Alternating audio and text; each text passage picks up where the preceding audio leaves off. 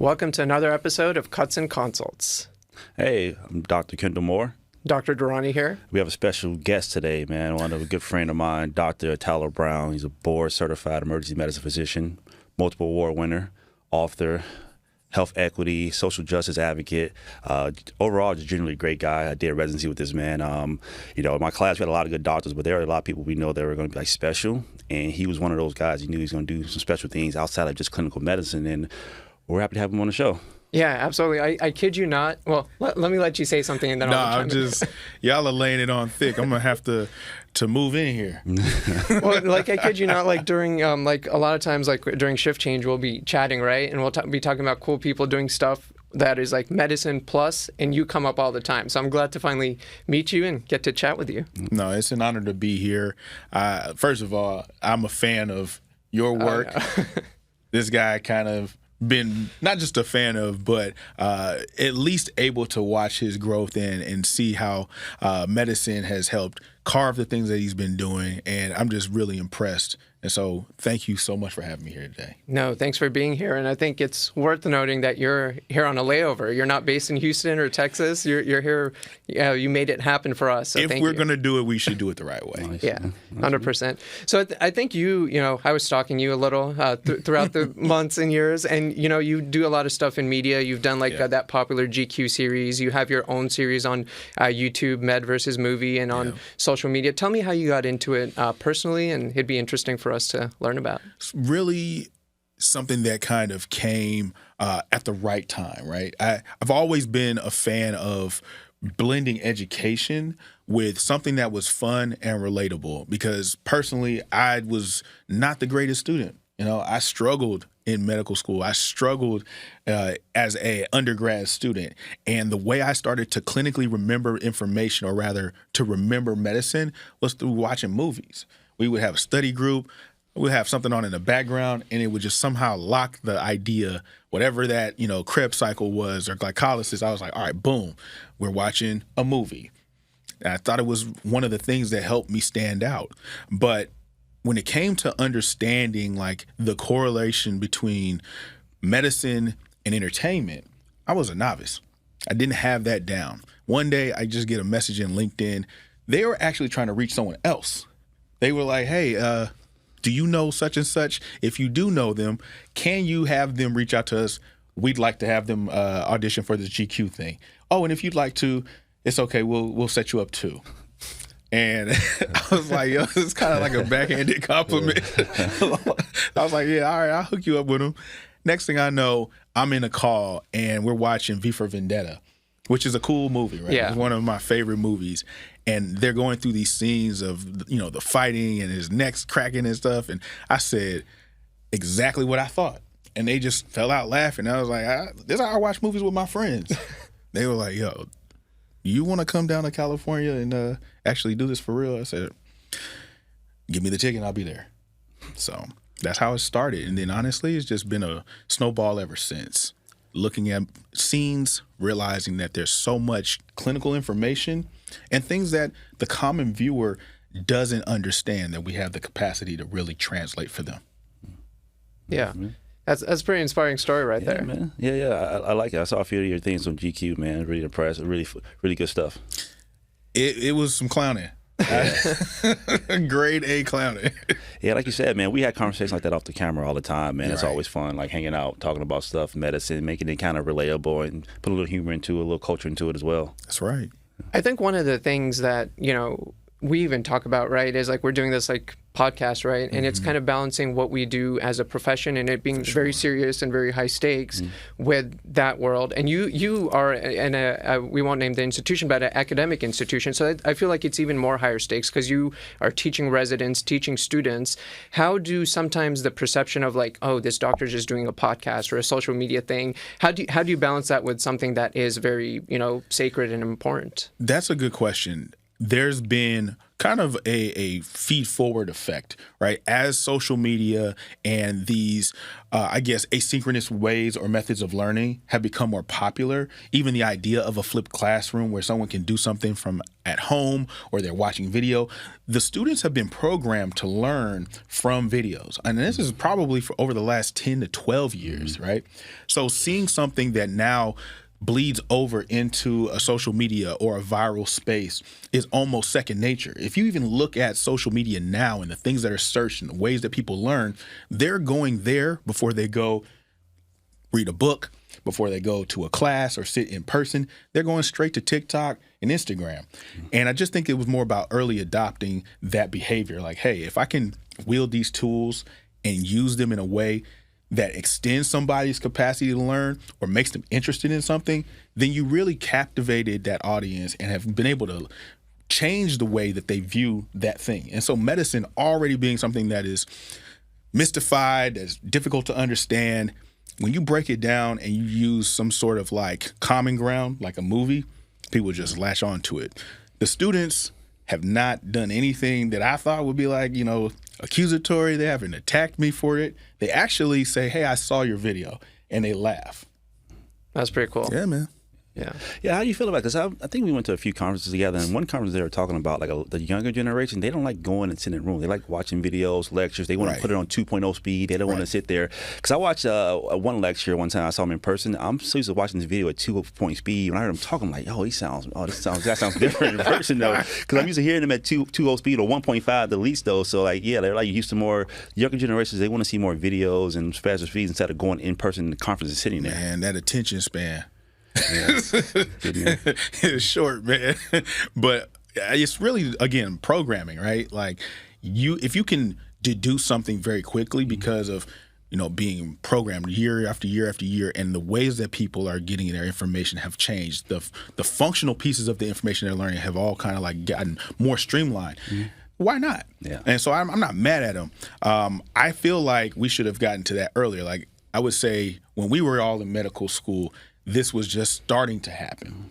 And we are able to kind of take that bridge and meet them where they're at. So being the young assistant professor or the young attending where you still have an Instagram page and you still use social media to learn things gives you an advantage. And they respect that. I am a little bit more of a traditional thinker when it comes to being able to sit in a room and hear somebody talk about it. But I mean, that is really an antique way of approaching it now. Yeah. And we were talking about it, even for me, like I'll be like following an ICU physician, they'll talk about a procedure or something. I'll be like, oh yeah, I should refresh myself on that because you haven't thought about certain things. So even as an attending, like I feel like my CME in a way, the informal CME comes a lot from social media. Exactly. In our specialty, even how we learn, right? We're going to podcasts, we're going to YouTube clips to learn procedures, to understand, like basically summarized articles. All of this quick hit dopamine burst of information is appropriate because it's helping us become clinically excellent or even better. But I would not do the same thing if it meant I had to go read another large textbook. Yeah. I probably wouldn't. Yeah. It's realistic, though. Credibility, too. You got to make sure where you're getting this information from, how credible the source is the main thing. I mean, we know you say go on TikTok or Instagram, but you got to make sure it's a credible source you're getting it from. So that was an important thing. That's a good point. Just to kind of riff on that for a second, there is no real like guild that creates our med influencer band of people, right? It's just like you overnight can get like knighted as an influencer in medicine. And we've really struggled to try to create like a gold standard. I think that one of the coolest things about like the folks here, people that we've talked about, is that there's a personal pride that comes with it. And that becomes the litmus test. It's like, all right, I actually read. I do know the studies. I have the background to support this. I'm knowledgeable, but also can educate using names, using actual data. Like that, to me, extends it one step further. And it helps to fight right now, which is this wave of misinformation that continues to essentially like mount. And it works directly in contrast from what we do. I say all that to say, I think that people who go see us whether they, know it or not, are dependent upon that, extra step that we take and that pride that we have. Yeah, 100%. And I think there is that potential pitfall of like, it's almost like political leaders, right? Like there's a bunch of doctors in Congress, but sometimes they haven't been practicing for 10, 15, 20 years and they forget what sacred duty it is to be a physician. Right. It's almost similar with social media. Some of, the folks on social media may stop practicing medicine because they don't need to do it for financial reasons anymore. And then maybe they start selling supplements or they go down a dark path, unfortunately. All of a sudden they selling lion's mane. That's true. What? Yeah. One random thing that you said that you actually kind of helped me with as well was LinkedIn. I know it's totally random, but I think it's underutilized when it comes to people everywhere. Medical world, non-medical world. I know you have an MBA and I know you were on LinkedIn and I saw you kind of doing stuff and I was like, I'm going to take this more seriously. And you mentioned how you kind of almost got your first big break off of it. So anyone's listening there, I think LinkedIn, you have to be on there. You have to. It's a sleeper. Yeah. LinkedIn is the dark horse of 2027, in my opinion. Like it's still 2 years. They haven't fully formed their video component, but as that comes along, I think that it's going to be a go-to platform, not just because it's easy to professionally reach out to somebody, but it's an entire different subset of like information. All right. And I think that the opportunities that come from there have a greater conversion rate. When I think about, for example, someone hits you up on Instagram, this might not even be a real person. Yeah. This might not even be a real person, yo. But to get a LinkedIn account, a lot of this stuff has to be verified and validated. Yeah. So that takes one layer off the top. It's like, yo, I know this is a real person.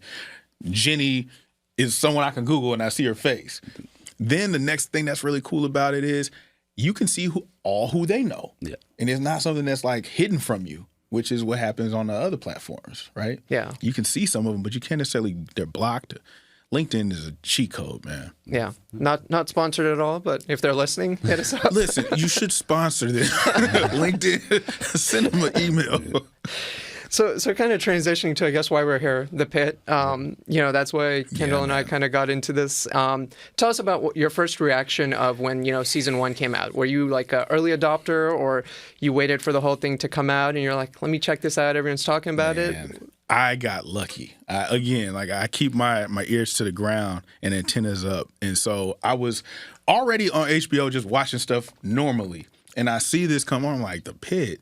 And this is like them promoting their first episode. So I watched the first episode before it really even breaks through the surface as a show. I recognized Robbie from ER. Yeah. Kind of dating myself there. But at the same time, I was like, all right, it's kind of cool. I thought it was an actual like spinoff. So I'm like, they done brought him from this show to this. Just kind of archaic, but cool. Yeah. Let's watch it. I watched the show. I'm immediately enthralled. I'm like, whoa, this is more graphic than I expected, which is cool to me. They're still using the right terminology, which is cool. It's not so much, this is kind of accurate. And I felt like the characters were highly relatable. So I just immediately go to the room. I'm like, I'm gonna make a video about this right now. Made the video, didn't really do any movement for like the first few weeks. Then out of nowhere, just first video shoots up like a cannon. And I said, hold on, they really got something here. Because now more people are reaching out to me, asking me, have I seen this show called The Pitt? I was like, yeah, I recorded something about this 3 weeks ago. And it just started to take its own life form.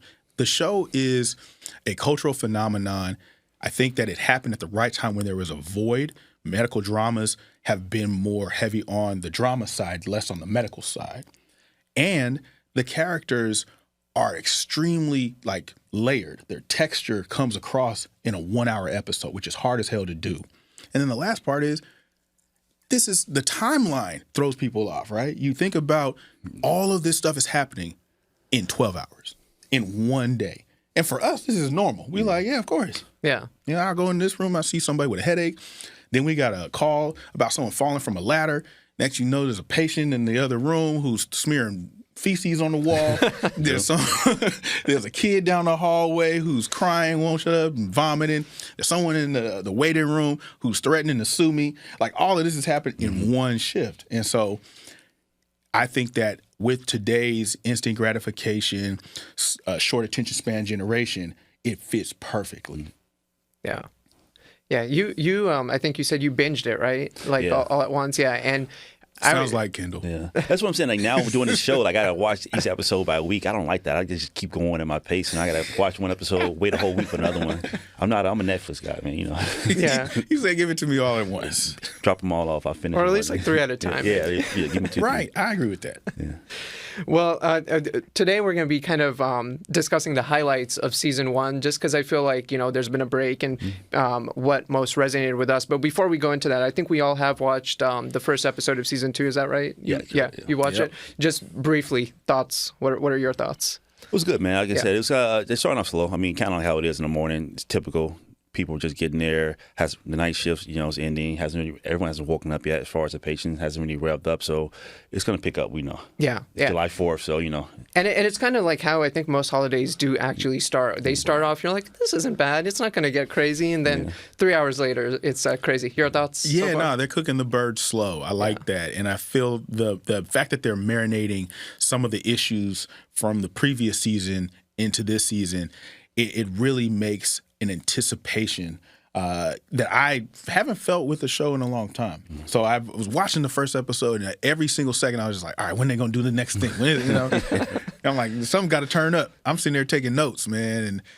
And, this is, to me, excellent television strategy. Yeah, 100%.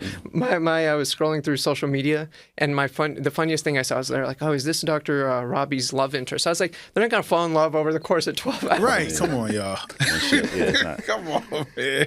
Well, just to give the audience some context, what we're gonna do is we each chose a clip from season 1, and we're gonna play it, and then we're all gonna kind of react to it and discuss it. So, Cool. Italo, we'll do your clip first. All right. There's been some inconsistencies with meds intended for your patients. What? Frank, have you been helping yourself to benzos from the ER? Yeah, I've been stealing blood, too. I asked you a question. Wait, are you serious? What are you doing? Really? Santos. Whatever the hell she told you is bullshit. I didn't mention Santos. You didn't have to. I told you. She is trouble. Have you ever taken a patient's medication? This is insane. This is completely fucking I insane. need you to open your locker. Yeah, right. Open your locker. You're gonna regret Open your fucking locker, or I will have security smash it open.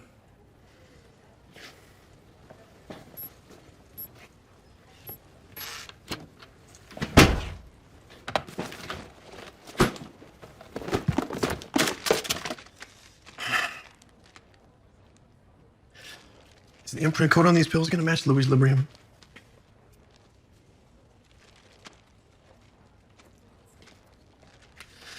Go home, Frank. No, it's not like you think. You remember whenever I helped my parents move, I was too cheap to pay for movers. I hurt my back. I told you that. You teased me about it. Remember? Well, our own Dr. Hagen prescribed me some pain meds and muscle relaxers. I was just weaning myself off. It was just for maintenance. I'm done. Robbie, come on. You know me, Robbie. You know me, man. I'm sorry. I fucked up. I was trying to... You want steal pills? No, it's not like you don't understand. I don't fucking understand. It's not like you think. I'm not high. You've seen what I do, Robbie. Could a drug addict do what I do? Apparently. I just fucking let him. You're done. Leave now, or I will have Ahmad escort you out. Robbie, please. You are done. Thanks for choosing a light scene. Listen, I keep it spicy, man. Well, you got to tell us. So, what prompted you choosing this scene? Well, first, I think this is a dynamic that is nuanced, that doesn't get spoken about like in many circles, right? If you're within this band of brothers and sisters in emergency medicine, it's like certain conversations that are dinner table conversations and certain ones that are not. And this is one that we try not to talk about a lot, but it's extremely prevalent. Like the fact that they were able to extract this one dynamic and then make an entire scene around it and involve like passion and make like real emotions, I thought was sophisticated. Most people have in emergency medicine know somebody who's got some type of an issue on the side. Usually it's not stealing pills from like a Pixis or anything like that, but there's certain other things that you notice in the department that make it easy for somebody to kind of fly under the radar. And that was what brought it up for me, was this topic flies under the radar all the time. Maybe we need to talk about it a little bit more. Yeah, 100%. Yeah, I agree. I think people sometimes forget that doctors, nurses, they're people. They're prone to illness. Illnesses such as hypertension, diabetes, and addiction is an illness. And so, For sure. he has an illness, and he's human. Yeah, I mean, even in his scene, how he kind of talks about its development is almost like pretty classic, right? Like somebody starts off, they're taking the pain medications, which have been prescribed for a specific reason, and then feel some relief from it, and then eventually become dependent upon it.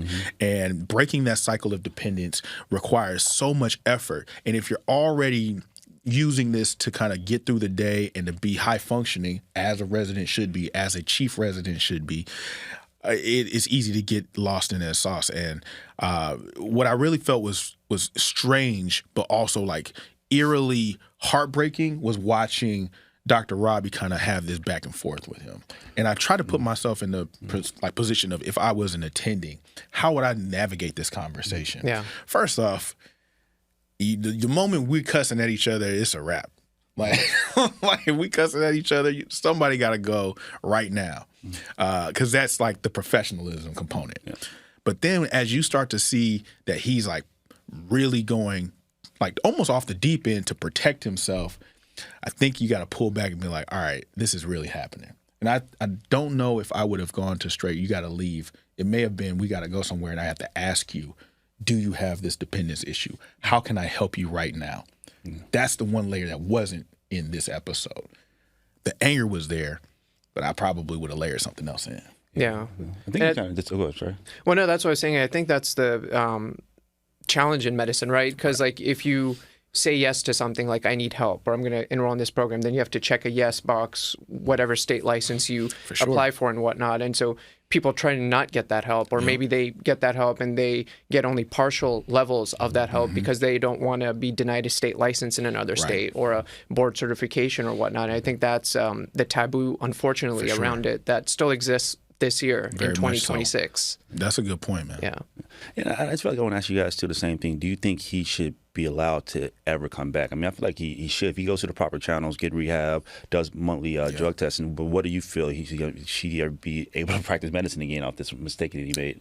It's interesting. So when I used to be a part of a resident organization, we would review cases like this, and we would get someone who was filing for either some supplemental, support, or if they wanted to use the organization's lawyers to try to, combat this issue, they would reach out to us. And you're reviewing the case and you're like, wow, this is actually on their end sounds like, pretty compelling, but it's a very rigid position to be in because you were doing this. And I find that it's very tough to navigate. It's not even a case-by-case basis. Like many times the policies are very clear. Like if you're doing this and this is what is like caught, these are the actions that follow. And they should be able to come back if all of those actions were completed. But often there's a secondary review. And it's hard to tell in that secondary review how legit their journey out of substance use has been. I mean, Kendall, we've had our fair share of conversations around this. Yeah, and I think Dr. Robbie also was like, he's probably heartbroken. This is probably somebody he mentors, a senior resident. He's known for a few years. He's like heartbroken. Like that he's was like, the anger. The guy probably broke his heart. Like, I got to get rid of you. I got to report you. And Santos did the right thing. Like Santos, even though they're beefing, she did the right thing because at some point it was going to catch up to him. At least she helped him out earlier in his career so he can get help earlier. 10 years down the line, he's more addicted. More out of control. Like she did him a favor. I felt like. I think it's another component of that that's not really discussed is to do that as a junior resident with minimal concern for retaliation. It shows like major like moxie. Like she has that type of of a moral compass to where she was like, this seems wrong. I got to report it. A lot of residents would not move that way. Because imagine if she was wrong. Right. Yeah, That's then what I'm you're saying. yeah. Like cooked, right? So how Yeah, you- then no one's gonna trust you. Because he's got the whole hospital on his back. He seems like a likable guy in the show. I mean, he Everyone likes walks him, through. He got this, the jawline. He got the swagger, and he definitely had the Ken. entire. He's literally Ken doll, and got the entire department wrapped around his finger. And it's like this fall from grace. If you're the person who threw the first stone, you could be basically damned for your entire career there. So I don't know. A lot of people wouldn't make that decision. And I think they should. Like I said, I agree with what she did, man. She actually did him a favor, Hey. So two things that I think both of y'all said. One, you kind of mentioned how it starts, right? For sure. And so I'll give you a personal example. I broke my foot a couple months ago. Doc prescribed me some medication or narcotic. Didn't take it because I'm paranoid with that. sure. Don't drink alcohol. Don't do anything like that. I'm like, what if this is the thing that makes me go down that path? And so just speaking from a medical point of view, like I could have taken that pain medication for the bad foot pain I was having and be totally fine. But some people are genetically essentially, predisposed to go down that path. So I think that's an important point to talk about, and how some, one medication can have one impact on a patient, and then another medication or same medication can have a totally different impact on a different patient. So Certainly. I think that's good to point out. And then I think when we talk about emergency medicine, the burnout that exists, you look at any list of all the specialties, and we're consistently either number one or number two. Yeah. And any high burnout environment, whether you look at law enforcement or whether you look at other high burnout environments, unfortunately, when it comes to mental health issues and substance abuse issues, they tend to be higher. And so I think the combination of those things, it's good that they pick the scene because it happens. And I think that it created a perfect entry point for season 2, right? Where there's this friction that's built up between them, and you see why the friction is so palpable through this scene. Even the idea of having a mentee as an attending, someone who you see a lot of potential in, and the amount of time, energy, and effort you pour into helping them build that ability, and then seeing them almost like move through the department with a high degree of confidence, it makes you feel like you did the right stuff, right? And so now he's questioning, am I that gullible? Am I losing it because I can't tell if somebody who's this close to me, who I do feel has potential, is actively like abusing that potential. I mean, abusing the relationship that I have with them. So I would question that too. Yeah. And even Dr. Robbie himself, he's going through mental struggles throughout that first season. And obviously he's not using substances to, alleviate that, but he's going through a lot. And it doesn't seem like there's a good outlet now. Obviously we're seeing a 12-hour period, but You may go home and have a shot every night. Have a few drinks. You don't know. Right. yeah, exactly. He get on that motorcycle with no helmet. Yeah. Just ride around. That's a hot topic. Just get on it with no helmet, just ride around, man. Yeah. Dude is he's got some dark sides as well. I mean, I think that one of the stories that I was gonna, kind of preface is being in residency and seeing this dynamic in real time play out and wondering what do you do, and then having to basically field questions around it or trying to decide what would be going too far look like is hard. And so if I were someone in a trainee position right now watching this, I would really pay attention to both the consequences, not as you shouldn't do this, but realizing how layered it is once you cross that line. Yeah. The climb back is steep and very challenging. And then as a trainee, what does breaking the trust of an attending really look like? It may not be substance use. It could be something else. Like you lie on a chart or you do something else, and it's now you've broken the trust of the attending, and how deep that can be. Mm-hmm. Yeah, facts. Yeah, for sure. Yep. Yeah, and the thing is, I think residency or whatever you do, right, whether it's nursing and you're in nursing school, those are the times to really set those ways to deal with burnout, deal with, ethics issues and how you're going to deal with them. Because once you're out, no one may be looking over your shoulder every patient you see or every interaction. And if you get into bad habits of doing things that aren't right, that's going to end up on the news, and you're going to be the one who did that to 10 patients or 15 patients. Looking at you as a case study. Exactly. So you don't want to end up in that situation. Yeah, for sure. Reviewing your old charts, yeah. Yeah. Right. Any other thoughts on this scene before we move on to the next? Thanks for picking it. It's like you said, difficult to have a conversation Very much around, so. but yeah, you made us at least scrape the surface. Yeah, that was a great scene, man. Yeah. I appreciate you. Ready for your scene? Yeah, so- Okay. Oxygen levels are dropping. Mr. Spencer, how are you feeling? I don't remember where I parked. Mr. Spencer, do you know where you are? It's so loud in here. Dad, do you know where you are? Dad, look at me. What's my name? I don't know where my car is. IPAP 15/5. Take a step out. What's BiPAP? It is a pressurized air mask that can improve his oxygen. Either his pneumonia is getting worse or his heart couldn't handle the fluids that we gave him to treat the sepsis. His lungs are filling up with fluid. Can't you take the fluid away? Not without his blood pressure crashing with very bad consequences. So let's just hope the BiPAP works. And if it doesn't? Then I would need to know your decision about using a breathing machine. We're still talking about it. Well, we know he expressed his wishes in writing. Do not intubate. We're thinking try it for a week. That would be a very painful week. He wouldn't get a lot of rest with all the monitors and all the blood tests. He might need to be sedated. He might need to be restrained because he'd be in an unfamiliar place with a very uncomfortable tube down his throat. And he wouldn't really know what was happening. Elderly patients can often develop psychosis. But he might get better. Or it might get worse. What would you do? I really can't answer that for you. This is your father. That's your decision to make. I can guarantee you that we will keep him as comfortable as possible if a natural death is what you choose. But he's not your father. And he can recover from this. What my sister means is that we're still deciding the best thing to do. Well, the sooner you decide, the better. I'm really sorry. I wish there was more that I could do. I'm not sure that he has that much time left. Yeah, rough, man. So unlike the last scene, this happens literally every shift, every other shift to right. probably all of us. So, Kendall, why'd you choose a little this? bit of backstory for this. Like, this happens over like 3 episodes. The gentleman comes in, he starts to decompensate as his day goes on. And he had advanced directives saying that, hey, I don't want to be resuscitated if my heart stops for natural reasons. I don't want to be intubated. But he starts to decompensate, and the family sees this. And the reason why I chose this scene is because it's a very unfortunate situation for a family member to be in. You're basically making a life or death situation about your loved one. It can also be uncomfortable for the physician, especially this case, because, you have a patient that has advanced directives, but now the family's trying to change it, right?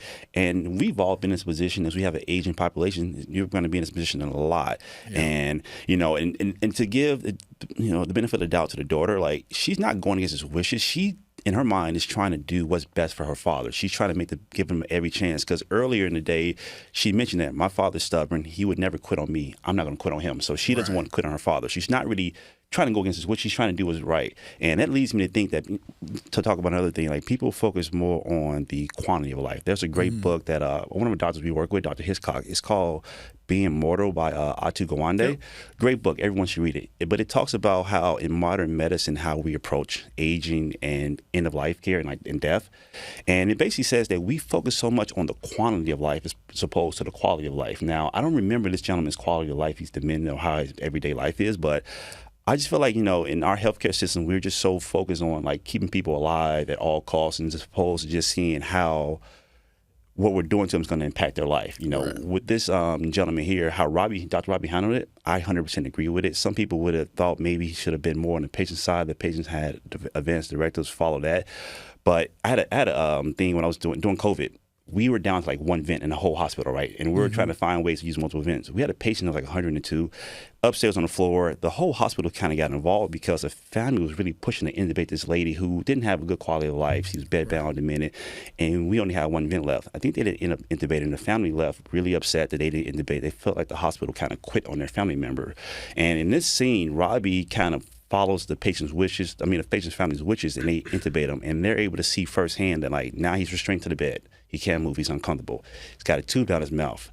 They try to sedate him, but then his blood pressure starts to drop. So now he needs some pressors, which requires like a more invasive treatment, which is a central line now. And so the family kind of sees that, oh man, this is not good. Stop everything.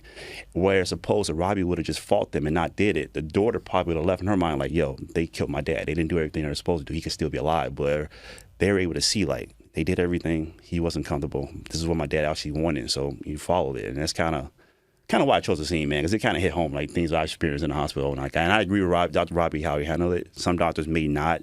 They probably would have fought for the patient and say, no, we're not going to do this unnecessary treatment for him. Right. So I don't know. Yeah, no. Oh, sorry. I was just going to say, I'm recording my voice through here, if y'all don't mind. actually recently went through that exact situation, like very, very similar with my brother who passed from HIV. And basically, like my mom couldn't make the choice, and the doctor ultimately asked, like, do you want to intubate him and, have that small chance, or do you want him to be peaceful, And, well, he was able to still talk, but, kind of like the older guy, he wasn't all there.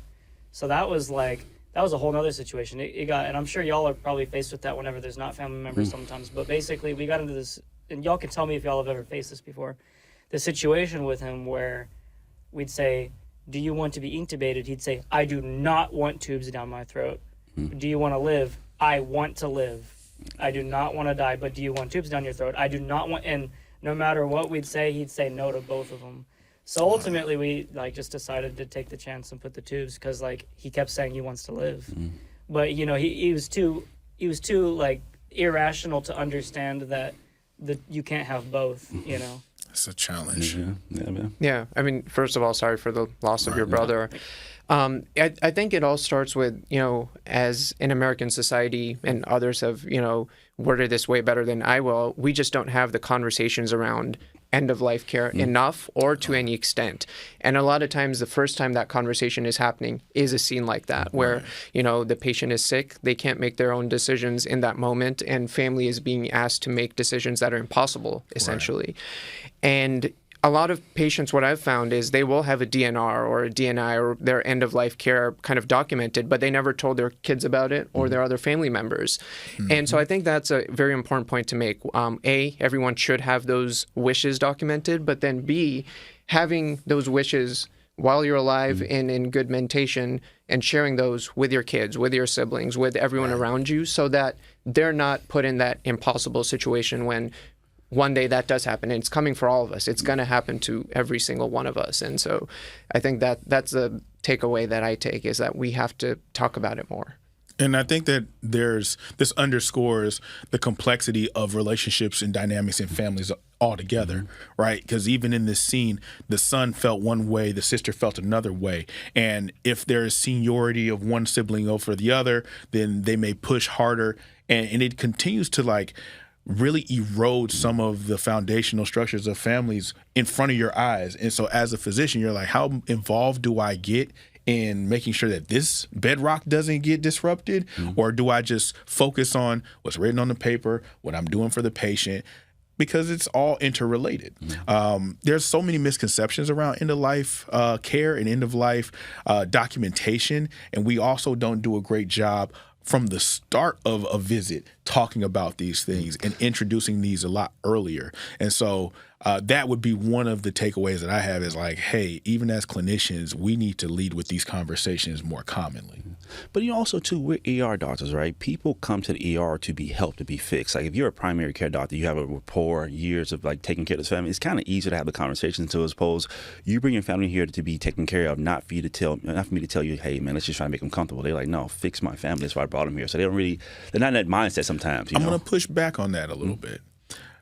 What about the patient who comes in and their touch point with a PCP is a lot less, and they may come in and see us more commonly, right? Or someone we see who has a chronic issue and they're always coming to the ER, and we can start that conversation with them early. We might know. We've had patients who in New York were alcohol, substance use, 25-year-olds, 30-year-olds, and we're like, yo, this is not going to last forever, man. And they come to hospital every day. Every day. They come every day. And we could easily have just at some point said, you're 30 years old, you have the complete autonomy over what you want to do with your life, but I'm telling you that this is a destructive behavior. Do you want to just start thinking about end-of-life care right now, and maybe we should put this in? I mean, it may be controversial, but you know where this is going. But 30 years old, just so you don't be doing a DNR, man. But if you're I don't see any problem. But that's why I say I'm pushing back on it. Hey, because at the same time, you come to the ER every day, you're not going to see the same doctor every day as well.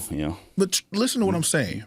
It's not about I should bring this idea that you're going to die young to you. It's the thought of, I have autonomy, I have complete mental capacity right now, and if someone who loves me is ever forced to make a decision about my health, shouldn't I have this already written down? That is true, but I just find it crazy. If I have a 35-year-old that comes in with a DNR, for like a drug overdose, like I'm gonna work them up. Doesn't mean it's gonna be a DNR, but they can at least say, "I want everything." Okay, yeah. See, we're just talking about end of life decisions, and when you're not able to make the decision for yourself, you're leaving it in the hands of somebody who's just essentially estimating what you want. I think that would help someone be a little bit more careful if they heard that, honestly. Yeah. And I think the other thing from this scene that I love is I think this is textbook in how it should be done. Sure. And for, a lot of us, I feel like I learned from that as a clinician, and I feel like, medical trainees watching this or residents, like that's how it should be done. Because I'll be honest, a lot of times we've seen it, or maybe I've done it maybe at some point, is like, you're like, okay, you want everything? Well, maybe sometimes it's easier to do everything and say, hey, let me admit this patient to the ICU, and they'll have those discussions. And that's not the right thing to do, but it may be the more expedient thing to do. But you also can get palliative care, because palliative care is like an art form. It's a subspecialty. So it's not something just easy. So you can admit them, and then palliative care comes in, and they can, again, do a better job than you can. There's entire fellowships now out of emergency medicine that are doing exactly what we're discussing. It's art That's form, why I brought it up. It's like they are trained to have these conversations and to navigate them with a certain level of sensitivity. But again, they're having them based upon the clinical picture, not so much the age. Oh, for sure, man. Yeah. 100%. Awesome. Any final points on this one? I think it's something that we can all learn from, whether you're a clinician, a patient, a family member. It's a teaching. So we all agree you guys would handle it the same way Dr. Robbie handled it? Because some people would have been like, no, he has DNR. Because even what's the other, Dr. Collins, she came up and she said, oh, we can override that. But they, I may have brought in an ethics committee earlier. Yeah, the family threatened to talk to the hospital attorney at one point too. I probably brought in an ethics committee a lot earlier. I would probably maybe if not going to the committee level, maybe run it by like a colleague. Like if you're working, I'd be like, hey, this is a situation. You think it'd be fair to do this or no? And just to get another set of eyes on it, even if it isn't a full-on committee, just because it is a tough call, right? Because the family is wanting you to do something. You've got the patient's wishes, and it's Okay. Well, this is my clip that I'm going to share. Hard at work? I'll take my chances.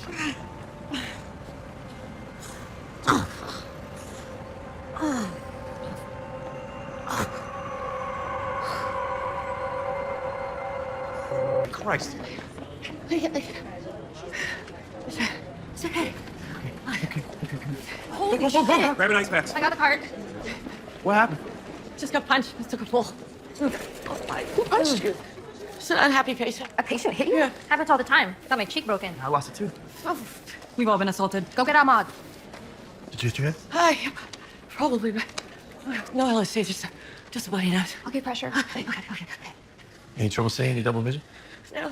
I'll grab you new scrubs. What about a headache? Yeah, a little. You need to find her a room. I do not need a room. Dave, move north one with Hall. On my finger. Right. Left. Up. Down. Hey. The arm is intact. Who did this? It's a pissed off patient, but he splits. It's just forget. Hell no. Look, I want a name. Doug Driscoll. Doug Driscoll. The asshole in chairs? Yeah. Calling the cops. I'll get a wheelchair. Pupils are equal reactive. No septal hematoma. Should someone call your husband? Absolutely not. Okay. Tell me when it's sore. Tender to nasal CT head maxillofacial. I'll give them a heads up. Not really necessary. You have at least one facial fracture with the headache and the fall. I want to rule out anything intracranial. Okay, who can step up for Dana while she's getting checked out? Perla. Thank you. Ayokong gawin yan. Mas mabuti ikaw kaysa ako, no? Okay, guys, we got about 3 hours left in.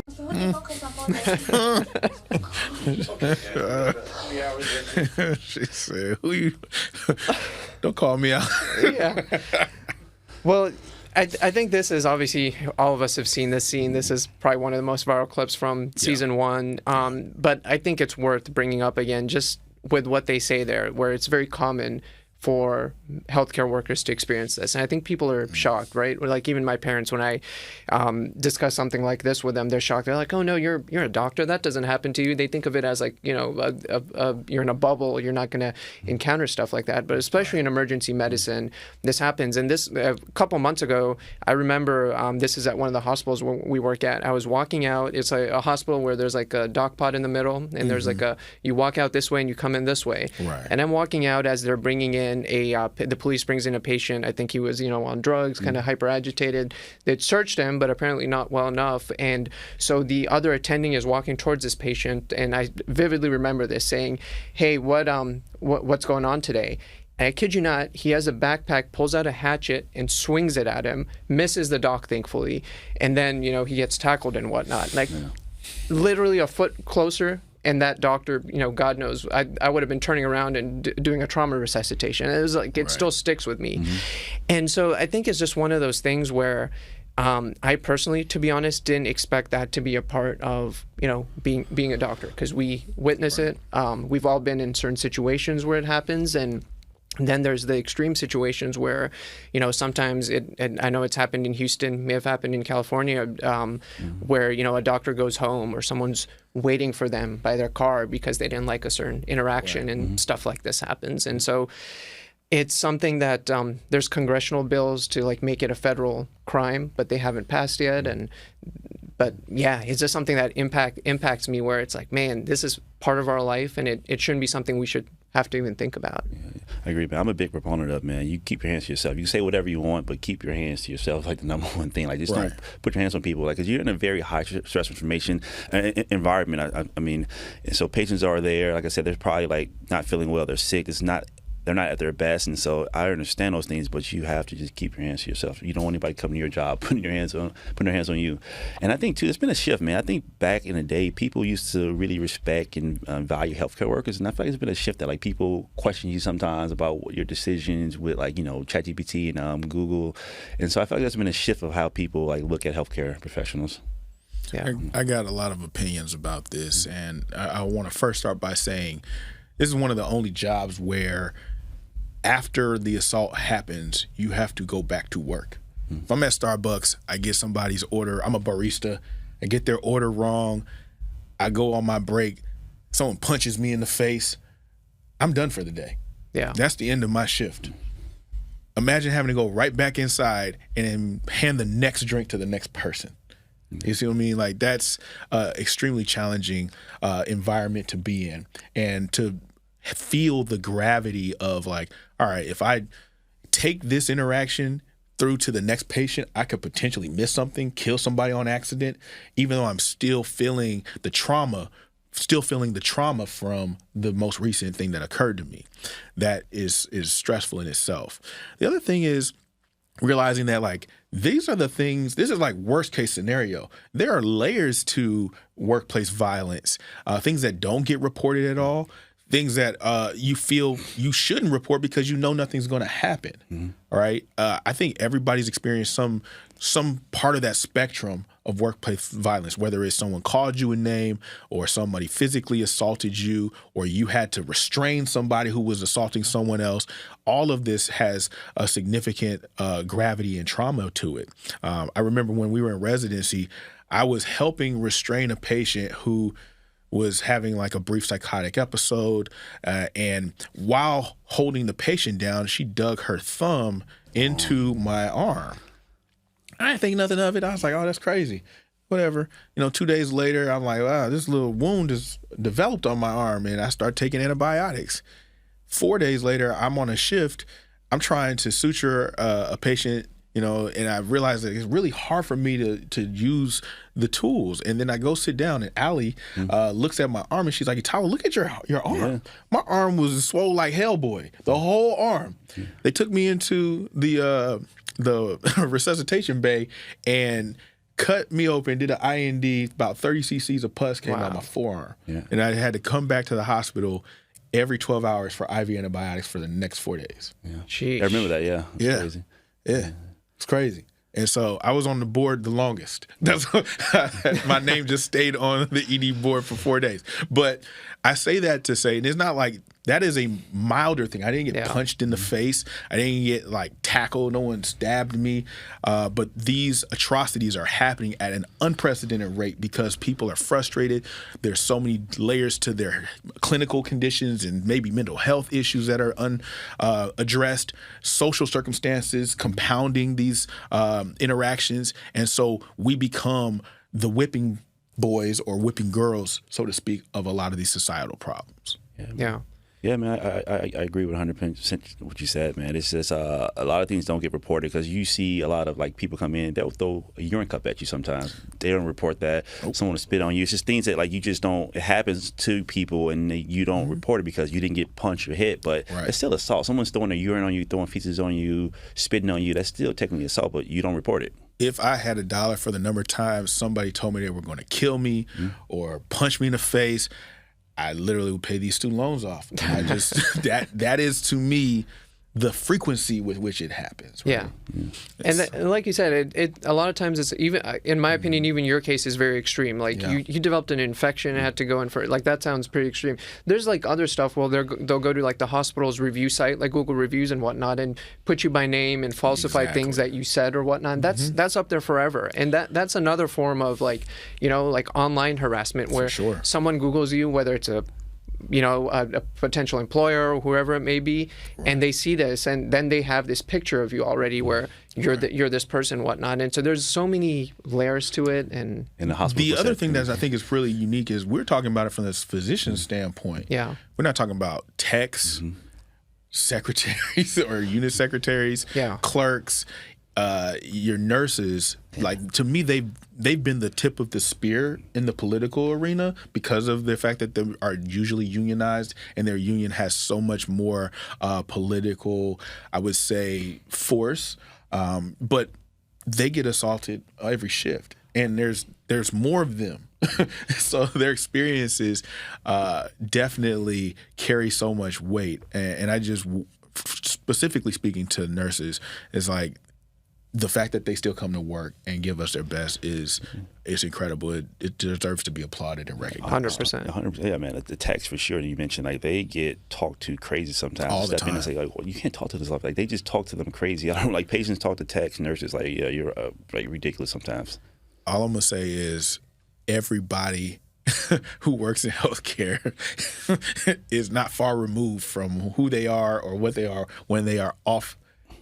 So, I just say that to patients, like you never know who you're talking to as well. There are some people who do not care about professionalism and will fight you. So you got to be careful with who you talk to in general. There was this guy I remember at one of the shops I worked at. He was into jiu-jitsu, worked in the hospital, like Brazilian jiu-jitsu trainer. Yeah. And the patient... You don't want to mess with him. Right, the patient was talking to him crazy. He was like, I'll ball you up in it. He just showed him the picture on his phone of him tapping somebody out. He was like, all right, this is what you want to do. Yeah. You mustn't see his ears. He had a cauliflower He ear. did. He had the cauliflower ear. I said, you didn't look at the ear? You see the ears, man. If you see the ear and Stay the 10 ear... feet away. You see the ear ears look like, okay. crazy. You need to change what you're saying. You should say sir and ma'am after everything. Yeah, check those ears, man. Right. Cauliflower ears, you might not want to mess with them. He's not the guy. He's not the guy. He wants that contact. That's the way. There's always these viral videos usually of MMA guys where they're usually the calmest guys outside, and the viral video will show where someone keeps picking on them, and then eventually through self-defense they have to put like them a down. pretzel. Yeah, like a soft serve pretzel. I understand. Yeah. Well, I think we'll close this kind of topic out by saying that I know the American College of Emergency Physicians, takes a good stand on this, and there's always, through every congressional session, a bill that advocates for making this a federal crime. Like, obviously, if you do stuff at the airport, that's a federal crime, and things like people acting in funny ways at the airport have gone down. Although there's still some of it, there's always a viral clip every now and then. It's impossible to make it zero, but I would, find those bills, call your congressional reps, and continue to speak up about this because I think healthcare needs to be a safe space for everyone. Do you think it's not getting passed because of most of the assaults sometimes are coming from patients with psychiatric illness, and people will make the argument that, hey, they're not in the right mindset. They give them a pass because even though, they give them a pass for that, I guess. Yeah.